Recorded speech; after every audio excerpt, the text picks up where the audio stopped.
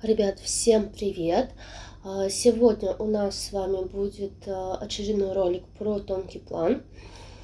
Сподвигнуло меня записать его одно из комментариев, да и вообще, в принципе, очень часто повторяющиеся комментарии того, что я не вижу тонкий план, у меня пока не получается увидеть тонкий план. Я вот делаю вроде, что мне говорят, но пока что выхода на тонкий нет и так далее и тому подобное.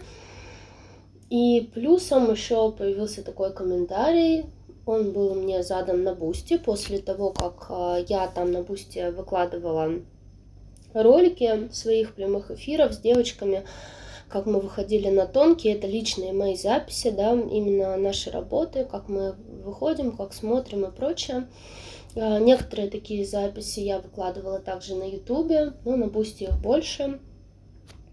Вот, в любом случае, после просмотра таких видео появился вопрос, что кому мы задаем вопросы, то есть когда мы формируем вопрос, да, запрос, который мы хотим увидеть с тонкого, то есть кому мы эти вопросы задаем и так далее. И я поняла, что нет понимания у людей так или иначе, каким образом именно идет просмотр с тонкого плана.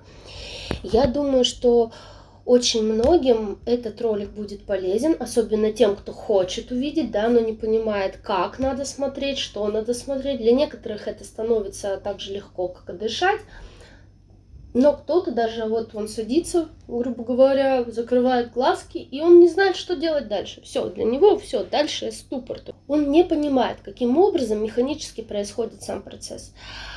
Да, у меня уже есть один ролик на Ютубе, тот, который был посвящен тонкому плану, и я там рассказывала, как я вижу тонкий план, но это был более личностный ролик, то есть где я рассказывала свою историю, где я рассказывала, как я делала, как это проходило у меня и прочее. А здесь это будет чисто технический ролик, то есть чисто технически, сухие факты и так далее, то есть без какого-то личностного окраса. Грубо говоря, это будет урок. Так что, давайте начнем. Для того, чтобы нам с вами понимать, да, что такое тонкий план, потому что немногие понимают, что такое вообще тонкий план. Для них это что-то такое эфемерное, что-то типа там каких-то непонятных хроник Какаши и так далее. То есть непонятное что-то вообще, да, где оно, что это тонкий план.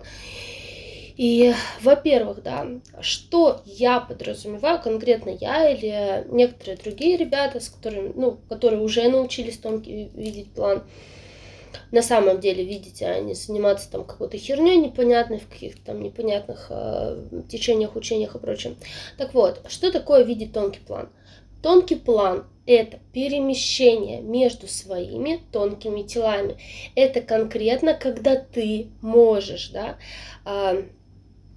не просто спонтанно там, да, не понимая, что-то со мной произошло, я сам не понял как, а именно целенаправленно, когда ты умеешь, можешь и практикуешь, самое главное, да, управление своими тонкими телами. То есть это восстановление матрешки в первую очередь, да, давайте, управление сначала тонкими телами. Второе, что такое подразумевается под выходом на тонкий план? Второе, выход на тонкий план, это значит, что ты свое вот это вот, помните, мы с вами еще видео про отключение подключек, я говорила, что у нас в голове как такое радио, да, которое может воспринимать определенные волны, там даже не волны, энергетику, да, вот именно то, что я называю языком, истинным языком. Да? И нам через это в радио могут все угодно, всякую вот мысли там внушать, всякие подключки, лярвы и так далее. То есть, а мы думаем, наивно предполагаем, что это наши мысли, что это мы так думаем, что это наши там заключения, все, что это наше чувство вины, что это мы ходим там друг друга, там, допустим, ой, этот плохой, этот сякой, там, ой, я плохая, или там Маша, Глаша плохая, и так далее, да, то есть то, что мы там перевариваем как чувство вины, чувство какой-то ненависти, чувство еще чего-то, то есть мы это принимаем за свое, на самом деле это воздействие извне, то есть мысли, внушенные мысли, да, и нам нужно эти мысли отделять. Так вот, к чему я это? То есть, во-вторых, выход на тонкий план – это когда ты можешь таким радио управлять сам. То есть это не то, что ты управляешь или не управляешь этим радио. Это не совсем радио. Это то, что ты ощущаешь пространство вокруг себя. Ты можешь понимать и четко разговаривать, грубо говоря, по этому радио, как по телефону. Но это не значит, что ты созваниваешься с кем-то там. Нет. Что это за радио такое вообще? Я для себя это определяю как дешифратор, определенный дешифратор, который позволяет нам на данный момент, да, улавливать энергетическую составляющую пространства, то есть энергию. В первую очередь, я вам 1500 раз говорила о том, что мы мыслим мыслеобразами, мы мыслим не словами, мы мыслим энергией, да, и все, что есть, вообще все в мире, все, что движется, все, оно записывается, вот как на жесткий диск, да, определенный, но это не хроники какаши, ребят, это другое, это энергетические волны, понимаете, просто вот как энергия, которая висит в воздухе, и эта энергия, она вот все, ваша любая эмоция, все вокруг вас, все, что излучает вообще, в принципе, Вселенная, все это и есть энергетическая составляющая этой Вселенной. И вот эта энергетическая составляющая хранит в себе, по сути, оно не то, что хранит, это вот, как я не знаю, стул, вы можете это потрогать, пощупать, понять, как оно по форме там и так далее и тому подобное. Оно уже хранит в себе знание о том, ну, допустим, да, какой это есть стул или так стол, там, форму и все остальное. А также энергия хранит тоже у себя там, ну, то есть не у себя там, а у нас здесь, да, в том или ином виде проявление того, форму того, как этот стул, стол там и так далее выглядит и прочее. И то есть на тонком плане я вам рассказывала, когда про матрешки, да, что тонкоплановые проявления, это как оно везде идет отражениями. То есть тут то же самое, мы можем задать вопрос, допустим, но мы задаем вопрос не кому-то там эфемерному, какому-то там дяде, тете или еще что-то. Мы четко регулируем намерение, но про это попозже, да. Смотрите, тонкий план это в первую очередь считывание энергетических потоков, понимаете? И настройка на нужный энергетический поход. Я объясняла как-то в одном из интервью, мне задавали, да, что такое, как ты видишь тонкий план. И я очень-очень примитивно пыталась объяснить, что когда ты делаешь на тонком плане что-то, ты задаешь запрос. Этот запрос идет как GPS-навигатор, то, куда ты хочешь прийти. Потому что, представьте, да, вот это огромнейшее количество информации, энергосоставляющей, да, которая есть. И тебе нужно в этом бесконечном океане энергии, океане знаний, тебе нужно найти именно то, что необходимо знать тебе. Вот именно на вот сейчас момент, да. И это и есть оно. И еще, да, что такое еще выход на тонкий план? И считывание этого всего выглядит не как нечто такое, что ты такой сел, и тебе начинают словами там говорить, да, вот когда-то давным-давно, 1500 лет назад было то-то, то-то и так далее. Нет, оно приходит. Те, кто уже чувствовал, что такое тонкий план или понимает, что, о чем я сейчас вообще говорю, он скажет, и он подтвердит это, и поймет, да, действительно, так и есть. Это ощущение, в первую очередь, считывание тонкого плана, это эмпатическое восприятие энергии. То есть для того, чтобы видеть тонкий план, нужно хорошее развитие эмпатических способностей, в первую очередь. Но это не значит, что вы должны их развивать или что-то такое. Эмпатические способности – это не что иное, как связь, опять же, связь нашей пресловутой матрешки. И давайте, наверное, подойдем к той самой части, с которой мы начинали, да, в том плане, что вопроса, почему я там, да, вот человек говорит, я вот делаю, но я не вижу тонкий план, или почему я не могу увидеть тонкий план, или почему у меня не получается. И давайте сейчас для начала рассмотрим пункты, грубо говоря, почему у вас может не получаться выйти на тонкий план. Вот, и эти же пункты, по сути, это то, что способствует выходу на тонкий план. Они же, да.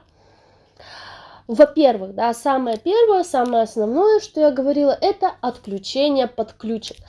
Это 70% успеха, да, это отключение подключек. То есть на моей практике очень много людей, именно когда начинают отключать подключки, я уже говорила, это ты не скажешь через сколько. У кого-то получается там 3 дня, вот как Таня, да, допустим, 3 дня вылет на тонкий. Причем, помимо Тани, я знаю еще нескольких людей, вот на данный момент уже, да, опять же, которые и не без участия моего канала тоже, то же самое практически было. То есть буквально там какое-то вот отключение подключек, да, произошло, то есть там 1-2 дня вылет на тонкий. Это индивидуально. Есть люди, которые делают, то есть у кого-то там открытие было, ну, у которых более медленно, да, у кого-то там через месяц, у кого-то там 2 месяца, у кого-то полгода, у кого-то год. То есть это в зависимости от человека, во-первых, да, от его работы над собой. Третье, от самой души, нужно ли ей это сейчас в том виде, да, в котором, допустим, оно есть у других. То есть кому-то этого просто даже не нужно. Если вы думаете, что нужно, ну, сейчас мы это рассмотрим, да, с душой это отдельный разговор. Четвертый фактор, который может быть, это блоки, ну, про них мы тоже отдельно поговорим. То есть, когда вы вроде как говорите, я хочу, я могу, да, но вы не видите еще до конца корень своих проблем. То есть, вам кажется, что вы делаете, вот давайте про отключение подключек конкретно, да. В чем соль? Бывает такое, что человек говорит, да я вот все делаю, я отключаю, я все вот, блин, вот все что это, но вот у меня вот не получается, вот все равно что-то как-то.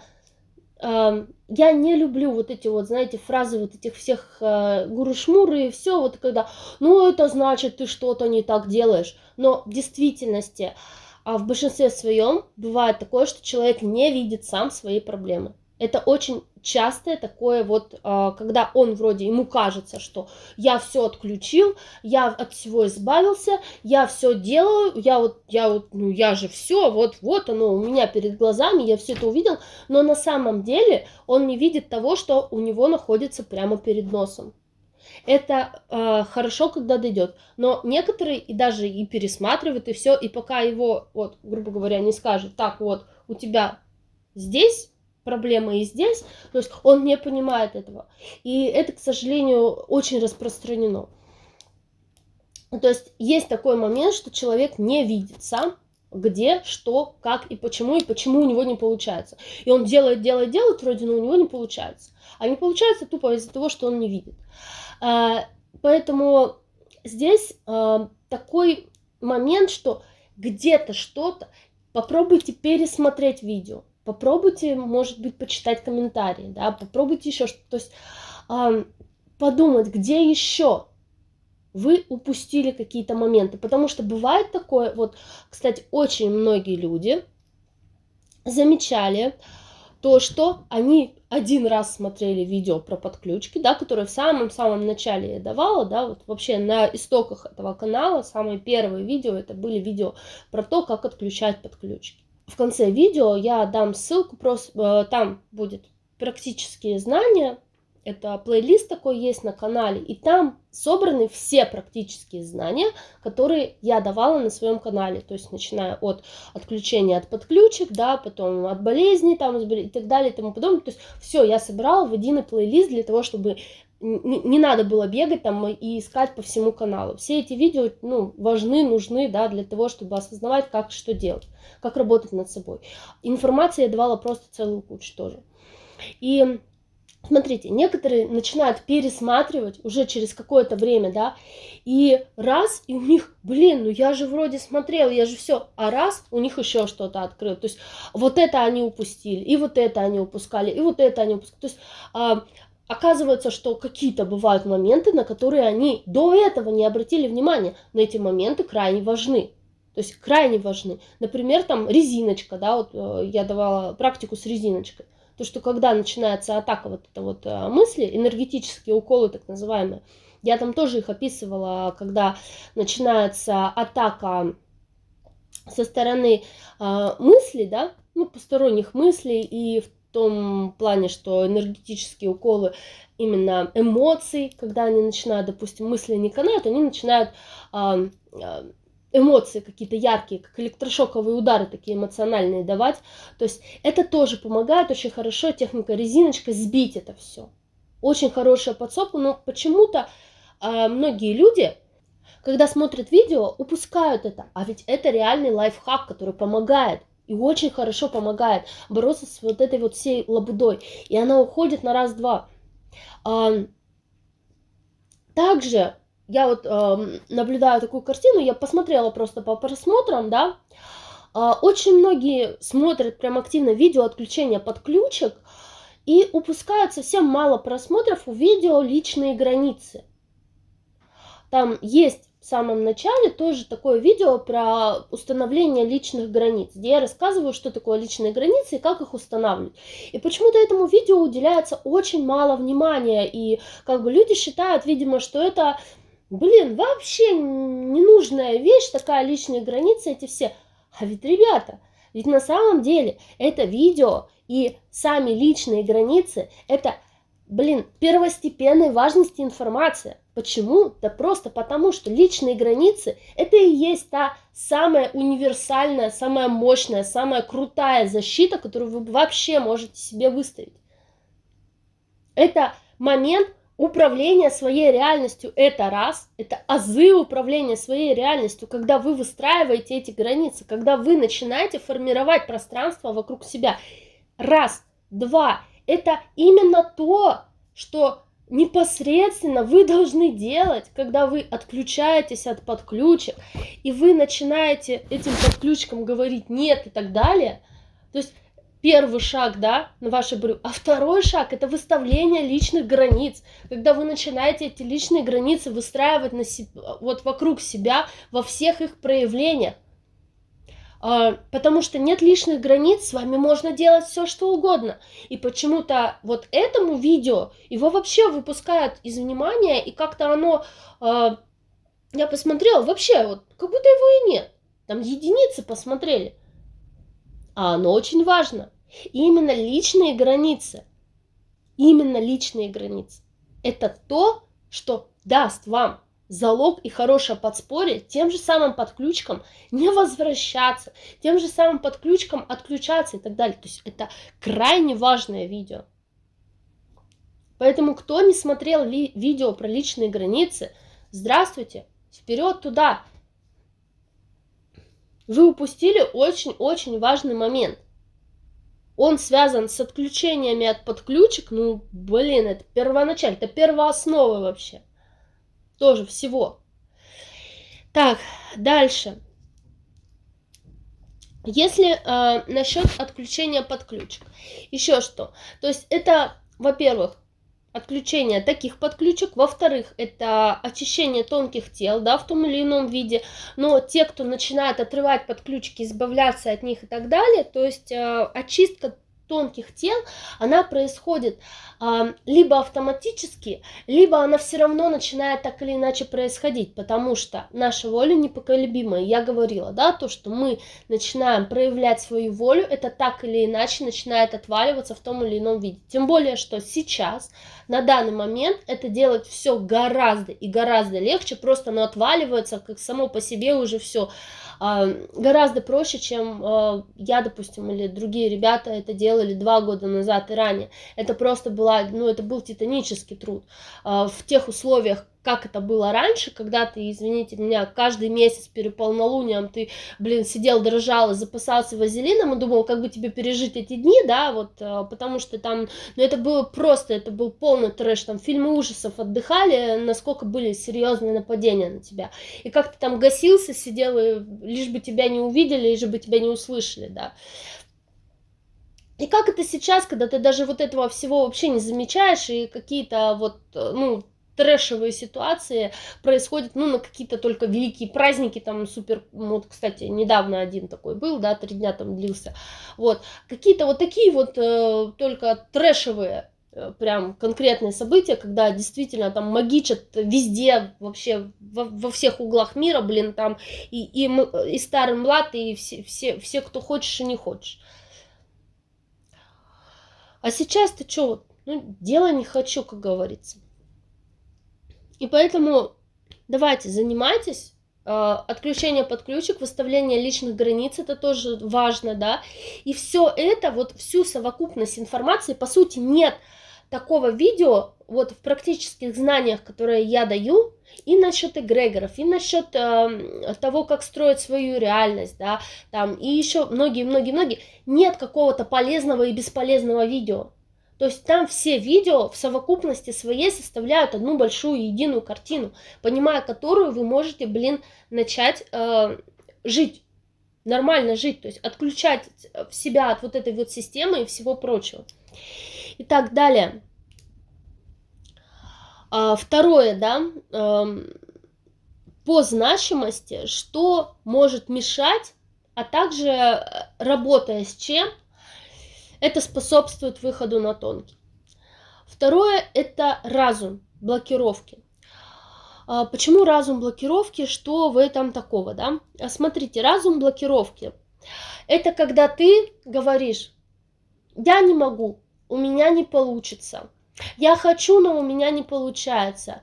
Я хочу, но, наверное, у меня не получается. Вот, наверное, Надежда или там Татьяна или там еще кто-то, они вот какие-то вот избранные, да, вот у кого получается. А вот я какой-то не такой, у меня не получится. Я вот, ну, какой-то не это.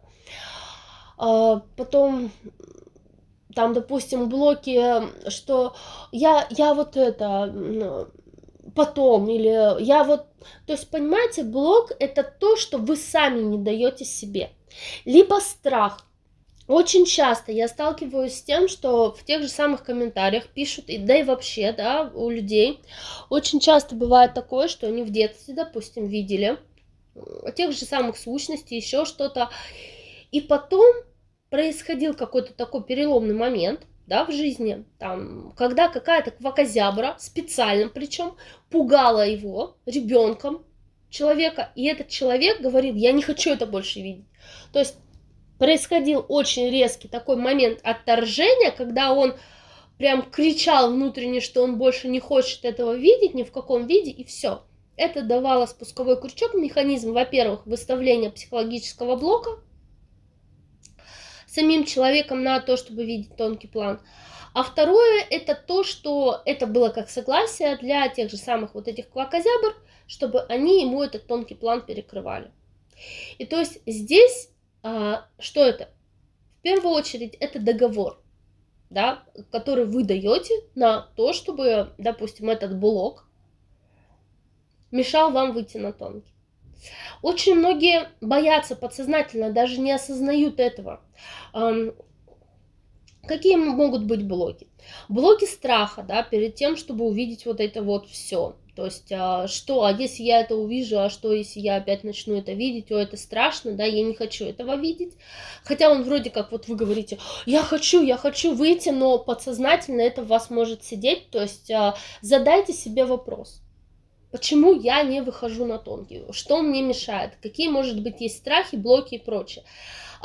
Если вы не понимаете, да, в чем именно ваш блок, страх, как это можно выявить, возьмите ручку, листочек бумажки, либо Word там, да, откройте, либо заметку на телефоне, что вам удобнее, и начните технику свободного письма. Техника свободного письма, я много про нее говорила, ну, может быть, на YouTube-канале, я не помню, упоминала ее или нет. Вот. Техника свободного письма – это когда вы садитесь и начинаете просто писать все, что вам приходит в голову. Допустим, вы задаете конкретный вопрос, то, что вы хотите узнать или проработать. Допустим, я вот хочу выйти на тонкий, но какие-то блоки мешают мне, я не знаю, что мне делать и так далее. И вот куда вас дальше мысль понесет, вот как она пошла у вас мысль, так и пишите. И даже если вы вдруг вообще ушли от этой темы, начали писать что-то абсолютно другое, вас вообще куда-то понесло, хрен пойми куда, пишите все вообще, вот пишите все, что в вашей голове начинает всплывать. И, кстати, ребята, техника свободного письма, она вам очень крайне важна. Почему? Потому что она же может вам подсказать тем, кто не понимает, вот в отключении под ключик, да, я говорила, что многие люди не осознают, что именно они делают не так, где именно они не проработали, что именно им мешает. То есть пока их там не скажут, у тебя проблема здесь, здесь или здесь. Так вот, лайфхак вам большой и толстый. Если вы хотите самостоятельно попытаться увидеть, где у вас пробел, что вам именно мешает, то техника свободного письма – это прекраснейшая техника для того, чтобы увидеть это. Каким образом? Потому что в свободной мыслеформе, когда вы начинаете вот это вот все писать, все, что в вашей голове вот как помело вот оно идет, вы потом, перечитывая и анализируя этот текст, сможете выявить и свои блоки, и сущности, которые вам что-то вещают. Поверьте, там бывают целые диалоги, вылазят, реальные диалоги, что вы разговариваете хрен пойми с кем. И там вы можете четко понять, прям, где вы, а где какая-то квакозябра. Далее. Все блоки, то есть задаете вопрос, и очень часто ответы на этот вопрос выплывают.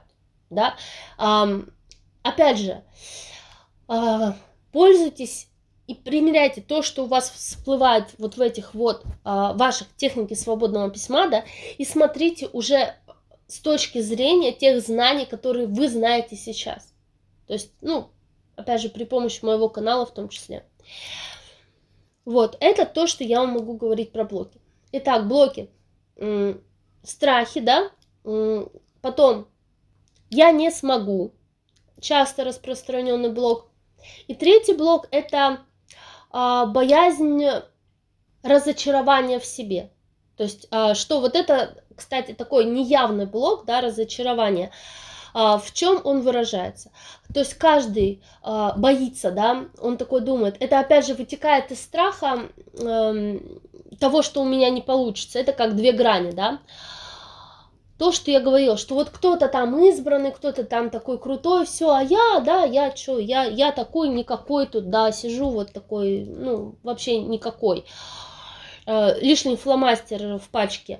Так вот, боязнь разочарования в себе – это то, что либо у человека завышенное эго сильно, да, и он боится, что когда он выйдет на тонкий и поймет, что он ничего из себя не представляет, да, хотя такое редко бывает, вот, то есть, и он такой, здесь он такой весь раздутый, да я 100%, там я, да суперплотность, да я тут это, да если б я захотел, да все, я просто не хочу, и все, ну, есть подсознательный страх того, что если он на самом деле выйдет на тонкий, он увидит, что он там какая-нибудь заурядная там 4-я, 5-я плотность, да, а не супер там, как он там говорил, 11-я, там 12-я создатель супермиров, там что-нибудь такое, да, вот. И боязнь разочарования в себе, либо раздутое эго, либо наоборот, когда человек, допустим, такой сидит, я лишний фломастер в пачке, я ничего не умею, я ничего не могу, я вот вроде как, ну, я что-то могу, а вдруг я там ничего не могу, вдруг я там какой-то никакой, и то есть у него идет блок. Этот блок, он ему не дает, во-первых, выйти на тонкий, да, во-вторых, этот блок, он как бы не дает раскрыться. Это, опять же, все, о чем мы сейчас говорим, что отключение под ключик, что вот эти блоки, это восстановление связи души и сознания, да, то есть это восстановление всей матрешки, восстановление всех энергосвязей по типу, вот как я вам рассказывала про устройство души, да, я вам рассказывала про энергосвязи, которые существуют между энергетическими телами и так далее. То есть те связи, которые нам здесь рвут. Так вот, я говорила, что восстановление этой связи, там есть определенные факторы. Вот сейчас мы их разбираем, да, отключение от подключек, разум и блоки.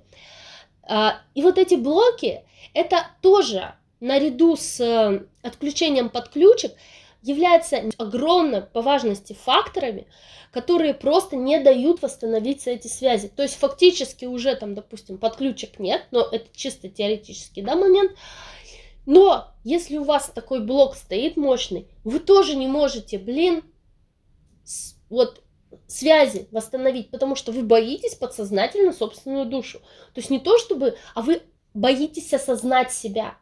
Это очень четкий и, для некоторых просто не тот факт, который на поверхности всплывает, а где-то в глубине, и поэтому вы его не увидите. Так задайте себе вопрос, может быть, это ваш случай, то есть тот случай, что вы просто подсознательно боитесь познать себя, боитесь узнать, кто вы, почему вы, откуда вы сюда пришли. То есть есть ли у вас вот этот подсознательный страх, который просто дает вот этот блок?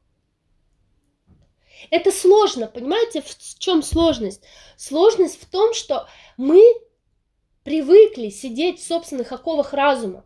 Есть определенная зона комфорта. И понимаете, в том или ином виде вы подсознательно понимаете, что вылет на тонкий, это будет полный разрыв от иллюзий. Все, вы уже избавитесь от иллюзий. У вас уже вот как раньше не будет. И это тоже может быть подсознательным страхом и блоком. Почему вы задаете вопрос, почему я не вижу тонкий план? Потому что есть подсознательный вот этот вот страх просто выйти из зоны этого комфорта. Полностью выйти из этих иллюзий и оказаться в мире, в котором вы вообще не понимаете, что вам делать дальше. То есть появится такое, что мама, я не знаю, куда мне податься, я не знаю, что мне делать дальше, а как теперь с этим жить и так далее. И то есть подсознательный страх выйти из зоны комфорта, он тоже дает большой блок. Так, надеюсь, с блоками и разумом, да, я вам такие основные сказала, и также попробуйте проработать, и эти же вопросы, допустим, большие вот такие вот огромные я вам наковыряла, да, уже сейчас рассказала, попробуйте в том числе подумать об этом, поразмышлять об этом в технике свободного письма именно для себя. То есть подходит это вам, не подходит это вам, да, то есть либо у вас какие-то другие мотивы, опять же, каждый человек индивидуален, и на каждого примерить одинаковый шаблон нельзя. Но это такие немаловажные факторы. Итак, с третьим мы разобрались. Это основные, да, два вот таких, исходя из моей практики, два основных параметра, по которым человек не может вылететь на тонкий. Третий немаловажный фактор, но он не мешает, в целом он не мешает. Я знаю очень много людей, которые продолжают старое питание, и у них есть выход на тонкий. Но я понимаю, опять же, то, что если бы они поддерживали более чистое питание, то у них бы их способности, их вылеты и так далее были бы намного более мощнее, и защита бы была больше и так далее и тому подобное. То есть они бы не скатывались в депрессники и, в целом, да, их состояние было бы намного стабильнее. Так вот, третье, как вы уже догадались, это питание. Про питание я говорила на своем канале, да. Рассусоливать я на эту тему не буду, но я просто этот пункт тоже взяла, потому что этот пункт немаловажный. И я вам уже говорила о том, что ребята, которые многие и вылетают на тонкий, и доходят, реально выходят, да, на высокие вибрации, все, они просто, у них пропадает всяческое желание, вообще вот, в принципе, да, просто пропадает само желание есть мясо. Серьезно. Кто-то постепенно сходит, допустим, сначала с мяса, потом с рыбы, там, да, допустим, там, потом там с молочки, кто-то сладкое там перестает есть, допустим, у кого-то это как-то разово происходит, он там начинает там бросать и мясо, и рыбу, там, и молочку, допустим, или сначала просто мясо, рыбу. То есть нет определенного такого, что там я становлюсь веганом, я становлюсь там вегетарианцем, или что. Просто пропадает желание есть определенные продукты в свое время. Это является немаловажным фактором в том, чтобы, во-первых, держать себя на стабильных эмоционально ровных волнах, да, я говорила, что как бы это скатывает в вибрациях, ну как в вибрациях, это скатывает на низкочастотные проявления. По мясу даже спорить не буду, каждый вообще волен делать то, что он хочет, и я говорила, что если нет внутренней готовности бросать есть мясо или еще что-то, насиловать себя не надо, спорить у рта тоже с пеной там никто ни с кем не должен по этой теме. То есть момент питания это личный выбор человека, никто на него влиять не должен, но я вам просто должна сказать, что момент с питанием это немаловажный фактор в том, чтобы ваше тело, да, очищать. Почему? И не только питание, но и, допустим, бытовой химии в том числе, ну и вообще всяческой химозы, которую вы употребляете в том или ином виде. Сюда же можно отнести экологию внешнюю, да. Вот, потому что я говорила вам, что нас здесь травят со всех сторон, и нам всячески, не только какими-то энергетическими способами, да, вот как это отключение под ключик и блоки, да, внутренние, это энергетические, грубо говоря, факторы, которые нам рушат матрешку, да, связи вот эти энергетические разрушают. И есть физические проявления того, как нам рушат эти связи. Физические проявления, которые рушат связь между душой и сознанием, да, и вообще, в принципе, циркуляции нормальной всей матрешки, это первое, это биологическое всяческие заражения, там, да, которые нам устраивают, сезонные, там, вот это вот опрыскивают нас. Потом экология плохая, когда мы тут дышим непонятно чем, всяческие вот эти вот полосочки на небе замечательные и прочее, да, которые нам во многих странах устраивают. Помимо этого, вода, которая уже напичкана антибиотиками и чем только не напичкана, и вот я знаю, что у нас в России тут недавно ввели, что по вот этим же всяческим ООНам там или чем они там руководствовались, какими-то там опять шпаргалками, вот этих ужаснейших организаций там напичкали антибиотиками воду, напичкали еще какой-то гормонами, там прочей ерундой уже. То есть представьте, как это влияет на ваш организм, да.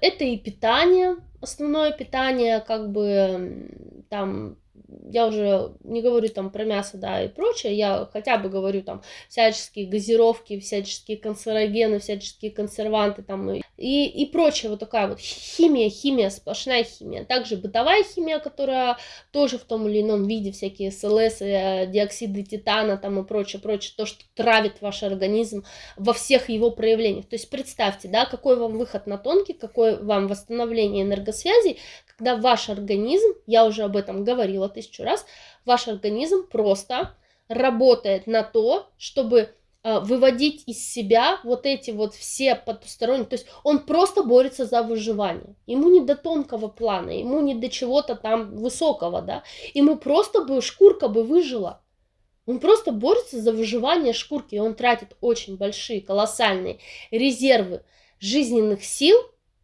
жизненной энергии, заложенной в это тело, для того, чтобы просто выводить всю эту дрянь из себя. Это немаловажный фактор. Поэтому, если вы хотите, допустим, облегчить и ускорить восстановление энергосвязи в вашем теле, то хотя бы, я уже не говорю там, говорю про мясо, рыбу там или что-то, уберите из своего питания всяческие канцерогены, консерванты, там, газировки, какие-то вредные вот эти вот добавки и прочее. Старайтесь есть более здоровую пищу. Старайтесь все-таки поменьше исключить, меньше потреблять животной пищи в плане мяса.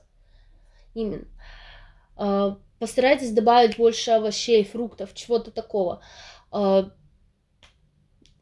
Постарайтесь перейти на более какую-то растительную косметику, об этом я тоже говорила, да, косметику для тела я имею в виду, там, это, мужчины, не подумайте, там, туши, все, хотя женщинам тоже, да, есть и туши, там, и прочее растительного происхождения, я вообще не пользуюсь вот этой вот всей краской, очень-очень редко, но как бы там для ванны, да, гели для душа, там, мыло, еще что-то, вот то, что вы непосредственно моетесь, вот это вот все делать. То есть это все должно быть максимально натурально, то есть с минимумом всяческой вот этой химозы, потому что эта химия, она травит так или иначе организм.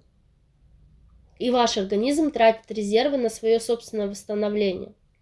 Сюда же можно отнести такую группу, как алкоголь и курение, но это вообще отдельно. Я думаю, всем понятно, да, что если вы будете бухать, блин, и, ну, что-то какие-то зависимости, это вообще не про тонкий план. Хотя тоже могу сказать, что, допустим, ну, курение, оно не говорит о том, что ты не можешь увидеть тонкий план, но курение – это подавление воли. Алкоголь – это, ну, у меня есть отдельный ролик, да, где там с Мариной Малини многие говорили переписать его, у меня все, нет на это никакого времени, но я думаю, все-таки перепишу этот ролик, конкретно назову его, как бросить пить, курить, да, и так далее, и уже там конкретно про это очень много расскажу.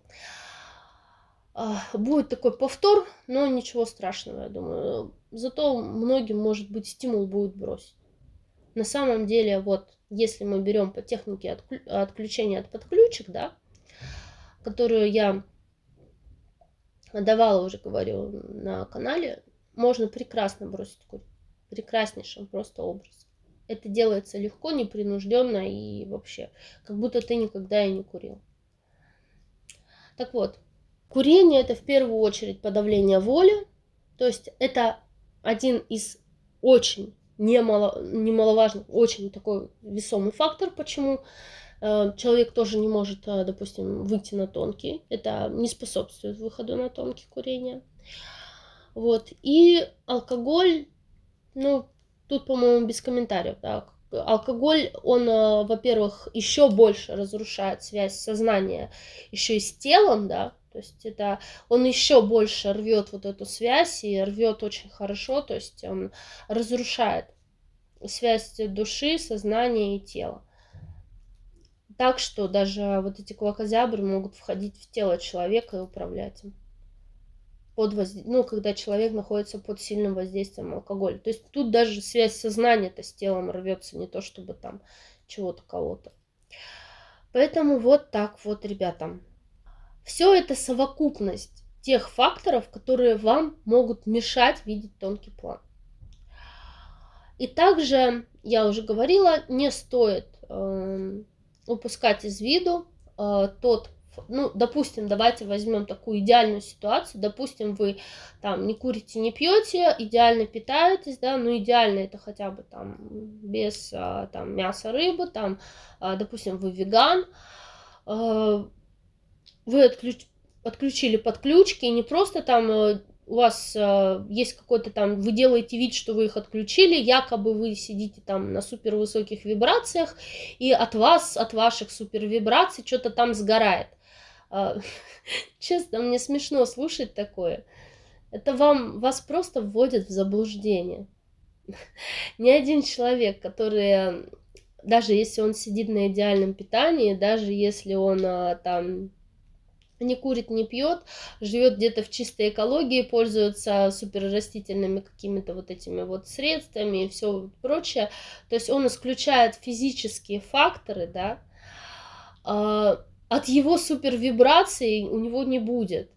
Ребята, даже если у вас нет там зависти, злости, там еще каких-то вот таких вибрационных проявлений, это не значит, что подключки просто сгорят от ваших супервысоких вибраций. Ваши супервысокие вибрации – это когда вы поотключаете печати, вот, которые есть на вашей душе. Для того, чтобы вы поотрывали эти печати, это вам надо просто настолько наладить связь души и сознания, чтобы вы эти печати могли вскрыть. Эти печати, блин, когда вскрываешь, там тело колбасит просто нереально. И когда ты раскроешься так, если у тебя уровень, допустим, 7-8, и это будет, ну, ты раскроешь прям весь свой потенциал, как он есть, вот в том виде, в котором есть. ну, может быть, не все прям, все печати, но тем не менее, в большинстве своем, да. И раскочегаришь свою искру так, что просто будет огромное количество пространства, и это, ну, да, в большинстве своем там, может быть, какие-то мелкие квакозябры будут сгорать, но нет, это не сделает вас супер неуязвимым, там, капитаном Марвел. Вы чё, блин? Вот, а тем более, что это не происходит, даже с тем учетом, это не происходит от того, что вы просто бросили, там, я не знаю, есть мясо. Ну, вас просто вводят в заблуждение. И вы продолжаете сидеть под этими подключками, продолжаете сидеть под этими блоками, эти подключки сидят на вас, свесив лапки и думая, ну, кушают и, в принципе, чувствуют себя замечательно, прекрасно. Потому что, ну, с тонкоплановой-то работы нет. А если вы думаете, что вы сидите на каких-то волшебных медитациях, и это что-то там от вас отключают, то я поздравляю, вас нагрели дважды. Вот. Поэтому выход на тонкий – это совокупность, да. Ну и еще один фактор немаловажный, который бы я назвала, один из. Даже если мы возьмем идеального человека, вот опять же, вернемся к этому, который там все снял с себя, все подключки, там питание, все в разуме, вроде как блоки убрал, но выхода как такового на тонкий конкретного нет. В чем может быть причина?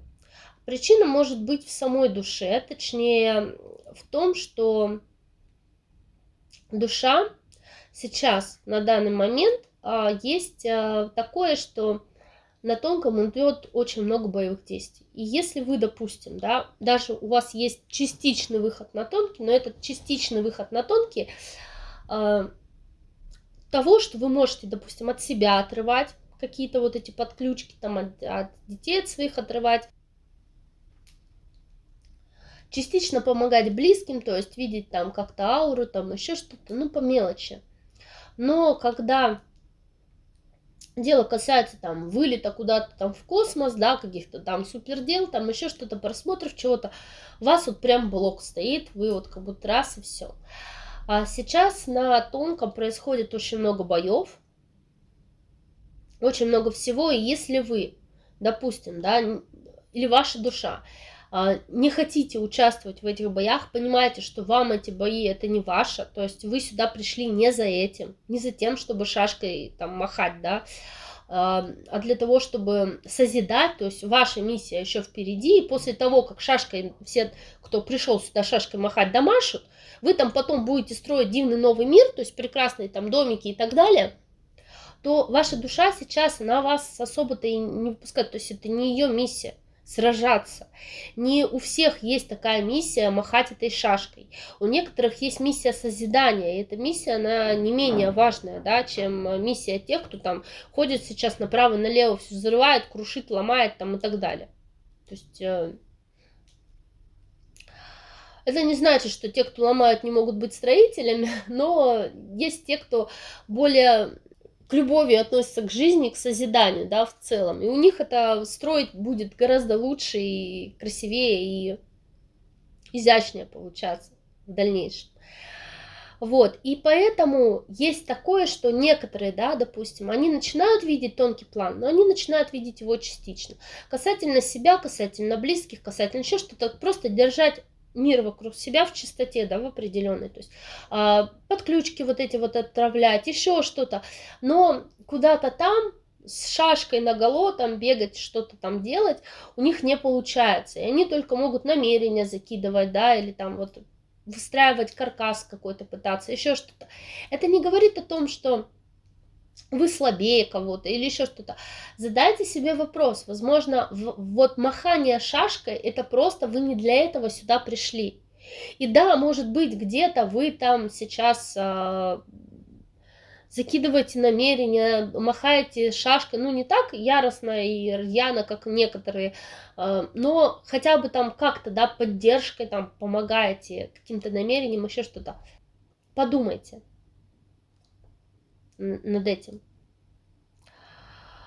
Это может быть еще и такой небольшой блок со стороны души. Но обычно люди, вот тоже важный фактор, обычно люди, у которых идет вот такой вот блок на уровне души, это не блок, скорее, это просто, что, ну, это не ваше, это вам не надо, да, на данном моменте, на данном этапе лишний раз привлекать к себе внимание вот этих вот сущностей, которые там сейчас целая бойня идет там, да, на тонком, ну, этого просто не нужно.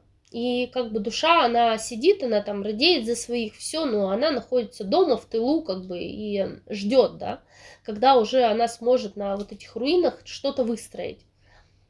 Обычно такие души, даже отключив все подключки, выстроив механизм питания и все прочее, они, ребята, все равно, они могут во сне понять, что кто-то там им какие-то контракты подпихивает, они начинают контролировать свои сны, во-первых, да, то есть они начинают обрывать и разрывать контракты во сне не дают, либо они на утро просыпаются, понимают, что им пытались какие-то контракты навязать, начинают расторгать это все.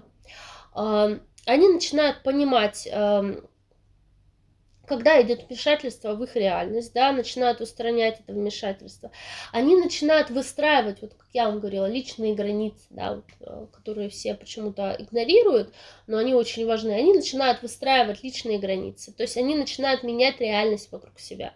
Так или иначе, даже если их миссия созидания, они все равно начинают уже работать. Они начинают созидать вокруг себя сначала там свой дом, да, потом там дальше пространство, то есть они начинают свое влияние выстраивать, они уже начинают плести.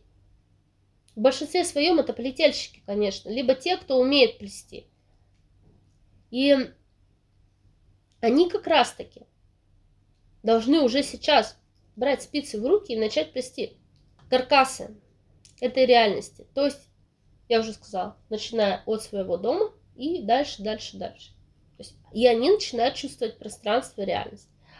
Я еще хотела разобрать вопрос, как задавать правильно вопросы на тонком, как видеть тонкий, да, как правильно ориентироваться и с чего начать, если вы видите. Но времени у меня уже вышло очень много на ролике, то, что мы разобрали. И я думаю, что на это я запишу отдельное видео. А на этом с этой темой я хочу закончить. И еще кое-чем поделиться. Вы, наверное, заметили, какая красивая лошадка и какая замечательная картина у меня на заднем плане. Вот, автор этой картины, он не знает о том, что я решила эту картину выставить в своем ролике. Я надеюсь, для нее это будет приятным сюрпризом. Это картина моей хорошей подруги. Я ее очень давно уже уговаривала. Я говорю, ну, пожалуйста, пожалуйста, нарисуй. Нарисуй, она художник. Вот, я говорю, нарисуй картину истинного неба. Она его видела по памяти детства, то есть она в детстве помнила истинное небо, она его часто вспоминала, и я говорю, ну ты же его видела, ты знаешь, как оно выглядит, пожалуйста, я говорю, нарисую, у тебя есть такая возможность. И я очень долго ждала, я не знаю, может она меня поправит, ну 1,5 года, может быть, или год точно, да, я ждала, когда она нарисует эту картину, и вот наконец-то она словила вот это вдохновение и ее нарисовала, и она получилась просто обалденно классной, шикарной, и я просто не могла ей не поделиться. Вот, надеюсь, вам эта картина тоже очень сильно понравилась, я, по крайней мере, просто от нее балдею.